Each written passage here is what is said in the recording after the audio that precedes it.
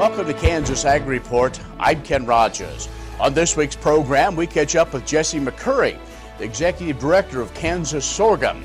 Kansas is the #1 state in the nation when it comes to growing sorghum.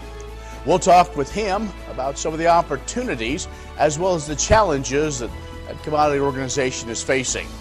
We'll also have features from Kansas Corn, Kansas Wheat, and the Kansas Farm Bureau, as well as weekly updates from the Kansas Livestock Association and markets from Paragon Ag Advisors.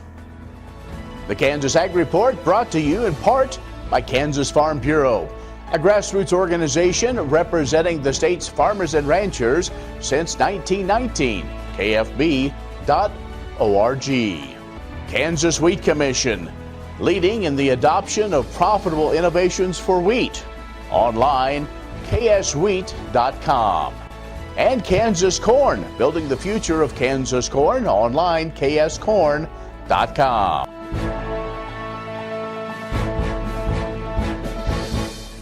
In agriculture news from agview.net, the number of Kansas farms and ranches increased during 2018. That according to USDA's National Agricultural Statistics Service. The number of farms and ranches in the state, 58,900, up 300 farms from 2017.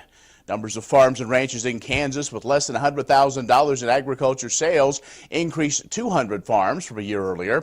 Operations with more than $100,000 in ag sales increased 100 farms.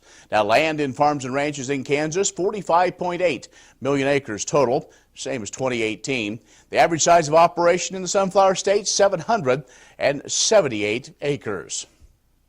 While demand for agriculture credit remaining high and loan volumes continue to increase in the first quarter of 2019. That according to the latest Ag Finance data book from the Kansas City Federal Reserve Bank. Now, to meet growing demand for financing, lenders, especially those small ag banks, increasingly have used loan participation and Farm Service Agency loan guarantees. Despite ongoing demand for farm loans and adjustments to lending portfolios, delinquency rates on farm loans have remained low. Interest rates on farm loans continue to rise, but farm real estate values remaining relatively steady through the end of 2018. Now, despite a small decline in the total number of loans reported by agricultural bankers, farm lending continued to increase in the first quarter of 2019. The growth in loan volumes due primarily to additional increases in the average size of loans to farmers. Now, alongside those larger loans and higher loan volumes, small agriculture banks have made adjustments to continue to meet strong demand from farm borrowers and mitigate some of those risks associated with lending in a low-income environment. So, despite continued weakness in ag credit conditions, earnings at agriculture banks have remained strong and delinquency rates low, farmland values stable. That is a quick look at ag news. More coming up. Stay with us. Kansas Ag Report brought to you in part by Oldie Seed Farms, carrying soil-specific seed. Find them on the web, oldieseed.com. That's OHLDE seed.com. Kansas Livestock Association, supporting members' business interests and meeting consumer demands. KLA.org. Grass and Grain, online or in the mail, keeping Kansas farmers informed for over 60 years. grassandgrain.com. And Kansas Grain Sorghum, growers working together. More at ksgrainsorghum.org.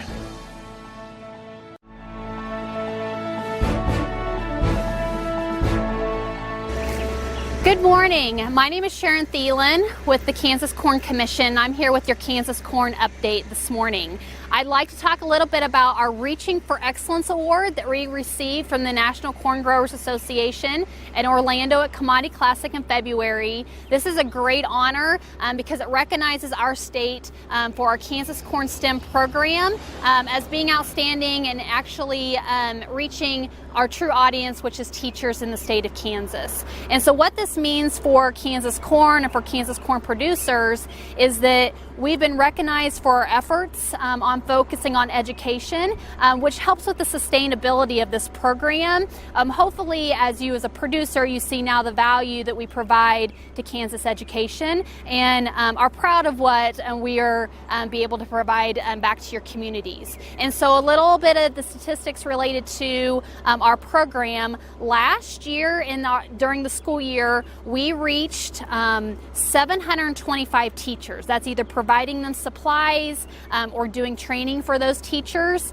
And then that equated to about 20,500 students. As we look into this school year, we're already projected to double those numbers compared to last year, which shows the true impact that the program is having. As a Kansas producer, you should feel very proud of what's going on with your checkoff dollars as it relates to going into education, and take ownership of the excitement that we have related to this program and share it with your local teachers, because you deserve the credit just as much as the Kansas Corn staff does related to the Reaching for Excellence Award.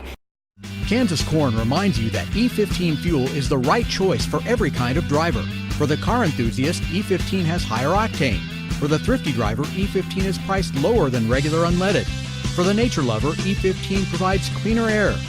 For the shopper who buys local, E15 has more ethanol from our Kansas corn farms. Choose E15 for a higher octane, lower price, cleaner American fuel. Message from the Kansas Corn Commission. Learn more at kscorn.com.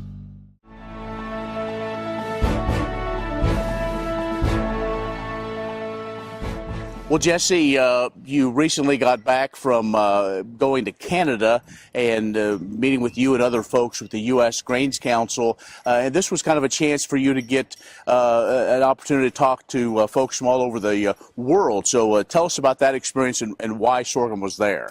Great question, and a good opportunity for Kansas sorghum to really intersect and interact clearly with the players around the world, the staff from the Grains Council. You know, Kansas sorghum, Kansas wheat, Kansas corn, we don't have offices in Washington, D.C. We don't have offices around the world. Certainly we have very strong national organizations, but for us, once every couple years, the chance to sit down with the director from Africa, the director from Egypt, from China, and not only to build some more personal relationships with those guys, but to hear firsthand what they're facing is useful. It's very educational, and I learned some things about sorghum market opportunities that I didn't, frankly, even know. One of the situations, obviously, Jesse, is China, and as we speak, they're still hoping maybe sometime in May to get a new agreement done. Of course, sorghum has been very much needing of the China market. We're hearing the same thing. We are very optimistic about that May-June timeframe. Obviously, a lot can happen, but we are gearing up to be in the market in China in June with the grain trade, with staff from the checkoff and from the state sorghum organizations to remind them and roll out the red carpet again that we have product to sell. And, you know, that Baijiu market in China is explosive. And if this thing opens up as we were hoping and anticipating that it might, while it'll take a little bit of time to chew through some of the bushels that are still out there, I mean, that's an essential market that's critical for sorghum. One of the things that Kansas sorghum has done is always encouraged folks around the world to come, bring trade teams in. I believe that's going to happen here pretty soon. We had a record amount of trade teams in 2018 come through the state, and we are having those come through again here soon. In fact, this month, we've got a team from Mexico that's following up on some previous missions where they're going to tour western Kansas, be in Dodge City, and get to know some more players that they can source grain from. And we'll continue to host teams. It's amazing how often they pop up, and that's something that we want to get more farmers and players in the grain trade involved in. Talk about the importance of having those people around the world on a Kansas farm and talking to a Kansas farmer. It's one thing for professional staff and politicians to talk about these opportunities, but they love talking to farmers. They want to see your equipment. They want to know how you live. It's interesting to see how they become friends with our farmers, and once they can see it, how we grow the crop, how safe and clean and productive we do things in Kansas agriculture, that's just another touch point that allows them to make a purchase and have a face with the product. This is Jesse McCurry from the Kansas Sorghum. He is their executive director. We'll have a moment more. Well, let's start that part again. That's Jesse McCurry, who is executive director of Kansas Sorghum. We'll take a break and back with more in just a moment. Kansas Ag Report brought to you in part by Kansas Farm Bureau, a grassroots organization representing the state's farmers and ranchers since 1919. KFB.org. Kansas Wheat Commission, leaders in the adoption of profitable innovations for wheat. And AgView.net, covering news and views in the Beef Belt and Western Corn Belt. Reliable and relevant, AgView.net. What if U.S. soybean oil were an industry sensation? If end users started asking for it by name? That future is here, the time is now. To meet customer demands, the Soybean Checkoff is investing in varieties that produce oil with increased functionality. A message from the Kansas Soybean Commission, the Soybean Checkoff. Progress powered by Kansas farmers. The Kansas Wheat Innovation Center in Manhattan is rediscovering ways to get improved varieties and new genetics in the hands of farmers faster. Grower-led and checkoff-funded research initiatives are bringing about positive change. This grassroots leadership provides a strong voice in Topeka and Washington, D.C. Now is the time to partner with Kansas Wheat in moving wheat forward. Kansas Wheat Commission and Kansas Association of Wheat Growers. Farmers investing in their future and yours. Log on to rediscoverwheat.org. Agriculture information on your computer or mobile device. News and views on grains, livestock, policy, and opinions from newsmakers can be found by liking AgView on Facebook, and on Twitter, follow AgView News, a reliable and relevant source. AgView.net.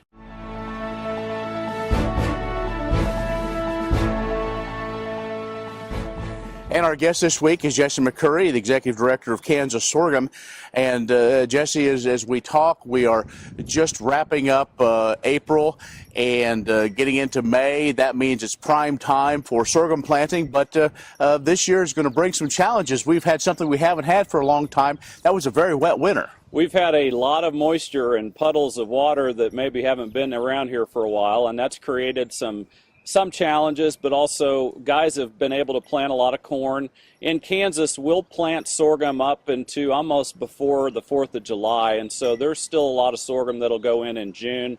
Some of the planting considerations and the ultimate acreage mix shakeout, if you will, is going to be determined here in another month or so as some of the final decisions are made around seed and ultimately what growers want to do in the ground. We do have a record low in terms of national sorghum acres intended, and that's not good. I will say from a Kansas standpoint, we are staying fairly stable. Kansas produces or intends to plant 53% of national acreage. So with that, Kansas will remain the #1 sorghum producing state. No question about it, and actually in a fairly large capacity. Kansas likes to grow sorghum and does it very well. The challenge is to get these export markets on fire again and provide some opportunities through technology and keep guys excited about having sorghum as an option. Well, with the acres being down, that still, though, will be an opportunity, especially in those areas maybe that could be limited with water or are simply rain-fed. There's been research done at K-State that continues. You've also gone out and find other partners to make sure that research, whatever dollars are in there at least, are really being utilized to its fullest. Producers made a wise decision when they created the sorghum checkoff because nobody else is going to do it. And so farmers have real skin in the game through their checkoff dollars. And what we're also finding is through the Kansas State University system, through the Kansas legislature, and we've had very good support on sorghum. The other thing I'll mention to your growers that we don't talk enough about is the increase in forage sorghum acres. We have a lot of desire to feed cattle with forage sorghum, and I think talking to the seed trade, we'll see a lot more of that this year. Well, that brings up a good point. You talk with some of the livestock nutritionists, and that's kind of come back into favor again in looking at some of those benefits. And it's a little different sorghum than milo, but again, those have also made some improvements. Yeah, we see cattle, a lot more Milo stocks out in the field than I'm probably used to seeing, and the cattle love it. And I think there's some desirable characteristics in whether it's a BMR sorghum or other products that is an attractive option for cattle feed. Jesse, if folks want to learn more about what goes on in the Kansas sorghum industry, how can they find out more? Well, the first thing I would encourage you to do is think about who is your regional representative on the Sorghum Commission Board of Directors. The other thing you can do is come to our website at www.ksgrainsorghum.org. Check us out, get signed in to our membership organizations, and get plugged into our e-newsletters. We want to be an informational resource to you. Jesse McCurry with Kansas Sorghum. We'll have more coming up. Next time you see a beautiful field of corn, reach out and thank the farmers who work tirelessly to raise corn for livestock feed, renewable fuels, and exports to feed a growing world population. The farmers on the Kansas Corn Commission work for Kansas Corn with grower-funded checkoff dollars that support foreign and domestic market development, research, promotion, and education to expand opportunities for Kansas farmers. To learn more, visit kscorn.com. Many seed companies claim to offer the latest genetics, but how many have tested those genetics in soils just like yours? The Oldie Seed Know to Grow research program has fully tested the latest seed genetics in soils that are right in your neighborhood. The Oldie Seed Know to Grow program can recommend the best performing hybrids from technologies like Enlist, Extend, and LibertyLink that will optimize the yield and profit of every acre on your farm. Contact Oldie Seed today. Agriculture information on your computer or mobile device. News and views on grains, livestock, policy, and opinions from newsmakers can be found by liking AgView on Facebook, and on Twitter, follow AgView News. A reliable and relevant source, agview.net. All over the country, more and more communities are making the change to biodiesel made from U.S. soybean oil.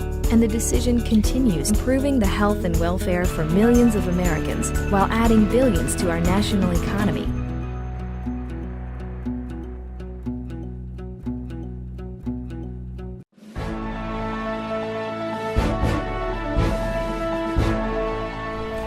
Mark your calendar for Saturday, June 8th for the National Festival of Breads at the Hilton Garden Inn in downtown Manhattan, Kansas. Watching 8 finalists from around the U.S. prepare their winning bread recipes is just part of what's on the festival's jam-packed schedule. While these bakers are in their kitchens, a lineup of premier bread baking experts will be appearing on the main stage in the hotel ballroom. King Arthur Flowers Bake for Good kids instructor Libby Treadway will demonstrate how easy and versatile it is to make a loaf of whole grain bread. Red Star Yeast is helping bring to the main stage Brian Hart Hoffman, the editor of the award-winning Bake from Scratch magazine. He has authored 5 bread baking books and will demonstrate some of his favorite recipes and provide endless inspiration for home bakers. Stephanie Peterson, aka Chef Tess, is a nationally published cookbook author. She will engage the audience with her bubbly personality and bread artistry. 3 generations of bread bakers will be on stage during Charlene Patton's Baking with Young Families presentation. Patton will inspire you to use nutritious soy ingredients in her easy whole grain quick bread recipes and share tips for families baking together. Great fun and of course great breads are waiting to be enjoyed in Manhattan, Kansas on Saturday, June 8th, all culminating with the announcement of the 2019 National Festival of Bread's Home Baker and Food Blogger Champions. Visit nationalfestivalofbreads.com to learn more. Premier Farm and Home has what you need to make your lawn the best in the neighborhood. Hi, I'm Ken. We choose Premier Farm and Home for the professional look that we do ourselves. Feel free to stop in. You can also visit our website at heycow.com. Many seed companies claim to offer the latest genetics, but how many have tested those genetics in soils just like yours? The Oldie Seed Know to Grow research program has fully tested the latest seed genetics in soils that are right in your neighborhood. The Oldie Seed Know to Grow program can recommend the best performing hybrids from technologies like Enlist, Extend, and LibertyLink that will optimize the yield and profit of every acre on your farm. Contact Oldie Seed today. What does a brighter, more sustainable future look like in our cities and towns, and how do we get there? When New York needed an alternative fuel source to reduce carbon emissions, the city found what it needed in biodiesel made from U.S. soybean oil.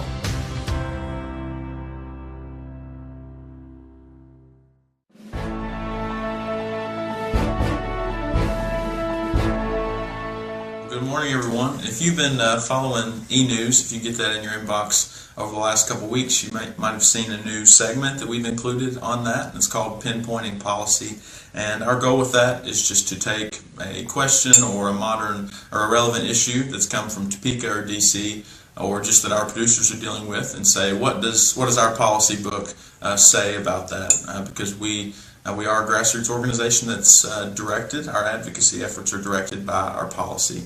And we know that here in Kansas, a really important thing that's going on, we're either probably in the middle or towards the end of our pasture burning season here in the state. And our members have thought that it was worth their time to put policy on that in our policy book. So that's what we want to talk about this morning. Just very briefly, short and sweet, what does our policy book say about controlled prescribed burning in the state? And that's a practice that we know is very important. It's essential for our livestock producers, and it's something that we want to do to manage land effectively. Our members support the Kansas Smoke Management Plan, and that's something that's in place and implemented by the Kansas Department of Health and Environment. And there are tools that you as producers, as our members, can use, whether you're planning your upcoming burns for this season or if you've already burned for next season.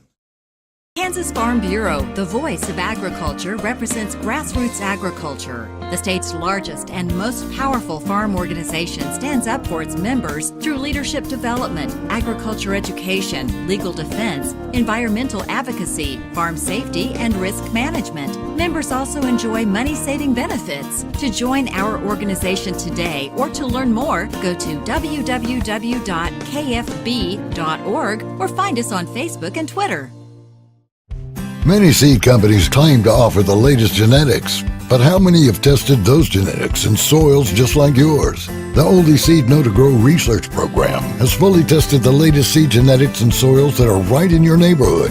The Oldie Seed Know to Grow program can recommend the best performing hybrids from technologies like Enlist, Extend, and LibertyLink that will optimize the yield and profit of every acre on your farm. Contact Oldie Seed today.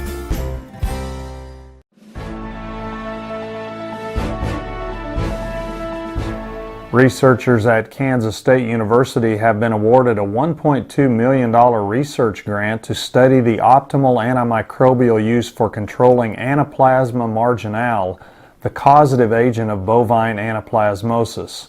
Catherine Reef, assistant professor in the Diagnostic Medicine and Pathobiology Department at the K-State College of Veterinary Medicine, said she and other researchers will determine the susceptibility of different strains of Anaplasma marginale to chlorotetracycline. The project will look at 3 different chlorotetracycline treatment protocols for cattle, with Reef and her colleagues providing practical recommendations for controlling the disease to the Food and Drug Administration and ultimately cattle producers. She said treatment policies should maximize the therapeutic effect while minimizing the risk of developing resistance. Anaplasma marginale strains recently have been isolated in Kansas cattle herds. Ranchers across the state are concerned the current FDA-approved anaplasmosis treatment regimens are not sufficiently controlling the disease. Reef suggested efficacy concerns over the current anaplasmosis control measures underscore the need for updated science-based recommendations to help cattle producers manage the disease. Reef and others on the research team will host an outreach event on anaplasmosis May the 20th at the Hilton Garden Inn in Manhattan. Speakers, including a producer panel, will discuss strategies and best practices for managing anaplasmosis. Agriculture information on your computer or mobile device. News and views on grains, livestock, policy, and opinions from newsmakers can be found by liking AgView on Facebook, and on Twitter, follow AgView News, a reliable and relevant source, agview.net. The Kansas Wheat Innovation Center in Manhattan is rediscovering ways to get improved varieties and new genetics in the hands of farmers faster. Grower-led and checkoff-funded research initiatives are bringing about positive change. This grassroots leadership provides a strong voice in Topeka and Washington, D.C. Now is the time to partner with Kansas Wheat in moving wheat forward. Kansas Wheat Commission and Kansas Association of Wheat Growers. Farmers investing in their future and yours. Log on to rediscoverwheat.org. You don't have to be a farmer or rancher to become a Kansas Farm Bureau member. Anyone can join. As a member, you'll get discounts on things like hotels and entertainment, health and wellness services, cell phone plans, and more. You'll also strengthen the lives of your fellow Kansans and help build strong, prosperous communities through agriculture advocacy and education. Join us today. Visit kfb.org/join to learn more. All over the country, more and more communities are making the change to biodiesel, made from U.S. soybean oil. And the decision continues, improving the health and welfare for millions of Americans while adding billions to our national economy.